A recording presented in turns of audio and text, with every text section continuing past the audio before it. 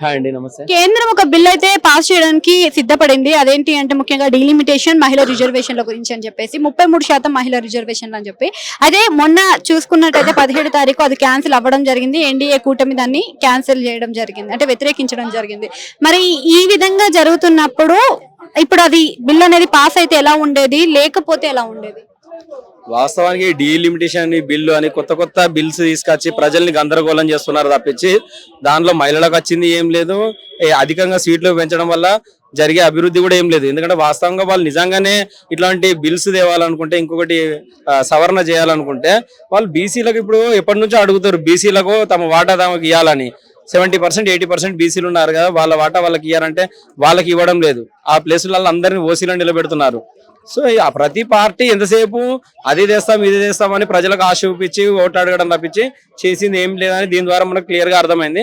మళ్ళీ ఒకసారి పెడతా అంటున్నారు, చూడాలి. మరి సౌత్ స్టేట్స్ కే కదా లాస్ అయ్యేది, మరి అదన్నీ తెలిసి కూడా మన దగ్గర నుంచి టీఆర్ఎస్ కూడా సపోర్ట్ చేయడం జరిగింది, అలానే ఏపీలో కూడా అన్ని పార్టీలు సపోర్ట్ చేయడం జరిగింది దీని గురించి. మరి ఇది ఎందుకు ఆలోచించలేకపోయారంటారు సౌత్ స్టేట్స్ వాళ్ళు? ఆలోచన అని కాదండి, నేనేమంటున్నా ప్రజల అభిప్రాయం వాళ్ళకు అవసరం లేదండి. వాళ్ళు ఓట్ల కోసమే ఇవన్నీ చేస్తారు, ఒక హైడ్రామా క్రియేట్ చేస్తారు అంతే. ప్రజల్ని జస్ట్ ఒక గొర్రెల్లాగా వాళ్ళ అభిప్రాయం తీసుకుంటా అంటారు కానీ జస్ట్ తీసుకోరు. జస్ట్ ఎంతవరకు వాడుకున్నా వాళ్ళ అభిప్రాయం ద్వారా తెలుసుకుని వదిలేస్తారు అంతే. దానివల్ల ఉపయోగం ఉందంటారా లేదంటారా డీలిమిటేషన్? నేనేమంటానండి, ప్రతి దాని ద్వారా ఉపయోగం ఉంటుంది. ఫస్ట్ ఆ ఉపయోగం కంటే ముందు ప్రజలు కోరుకుంటున్న ఇప్పుడు బీసీలకు చట్టసభలలో అవకాశం కావాలని పెద్ద ఎత్తున ఉద్యమాలు జరుగుతున్నాయి, నిరాహార దీక్షలు జరుగుతున్నాయి, రాస్తారోకాలు జరుగుతున్నాయి. వీళ్ళ దగ్గర చిత్తశుద్ధి ఉంటే ఫస్ట్ అవి ఇవ్వచ్చు కదా, దాని తర్వాత ఇవన్నీ కూడా పెట్టచ్చు.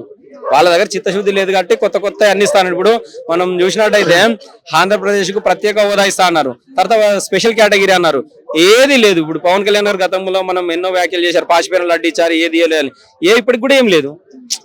మళ్ళీ కేంద్రంతో అలానే ఆంధ్రప్రదేశ్ సత్సంబంధాలు కొనసాగుతున్నాయి, ప్రజలు కూడా అట్లనే ఓటేస్తున్నారు. ఏది ఇస్తాం అది ఇస్తాం అంటారు, ఏది ఇవ్వరండి ప్రజల్ని. అట్లనే